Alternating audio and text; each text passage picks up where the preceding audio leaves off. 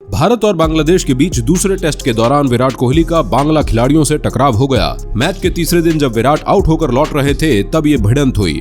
Bangladesh team के किसी खिलाड़ी ने कुछ कहा, इस पर विराट कोहली उखड़ गए। उन्होंने इस बारे में फिर शाकिब अल हसन से बात की और अपनी नाराजगी जाहिर की। कोहली दूसरी पारी में 1 रन बनाने के बाद मेहंदी हसन मिराज की गेंद पर आउट हुए। शॉर्ट लेग पर मोमिनुल हक ने उनका कैच लपका।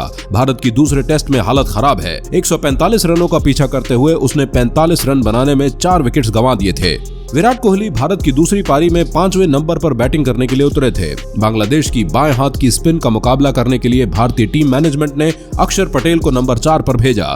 पिच से स्पिन को भरपूर मदद मिल रही थी। ऐसे में कोहली पूरी तरह से डिफेंसिव हो गए। उन्होंने किसी तरह के बड़े शॉट या तेजी से खेलने की कोशिश तक नहीं की। वो एक के बाद एक गेंद को क्रीज के अंदर डिफेंड किए जा रहे थे, लेकिन मेहंदी हसन की एक गेंद ने उनकी डिफेंस में सेंध लगा दी। गेंद ऑफ स्टंप के पास गिरी और इस पर कोहली ने आगे पैर निकालकर कवर की तरफ डिफेंड करना चाहा, लेकिन गेंद किनारा लेकर शॉर्ट लेग की तरफ गई, जहां मोमिनुल ने शानदार तरीके से कैच लपक लिया। ड्रेसिंग रूम जाते हुए रुके कोहली। इसके बाद बांग्लादेशी टीम और फैंस खुशी से झूम उठे। वहीं कोहली बुरी तरह से अपने आउट होने से निराश दिखे। उन्होंने जोर से बल्ले को पिच पर पटका। जब वो ड्रेसिंग रूम की तरफ जा रहे थे तभी मुड़कर आए और जिस तरफ बांग्लादेशी खिलाड़ी खड़े थे उस तरफ देखकर कुछ कहा, फिर धीरे धीरे उस खेमे की तरफ गए। बांग्लादेशी कप्तान शाकिब से उन्होंने बात की और फिर वो थोड़े शांत हुए। अंपायर्स ने भी बीच बचाव किया।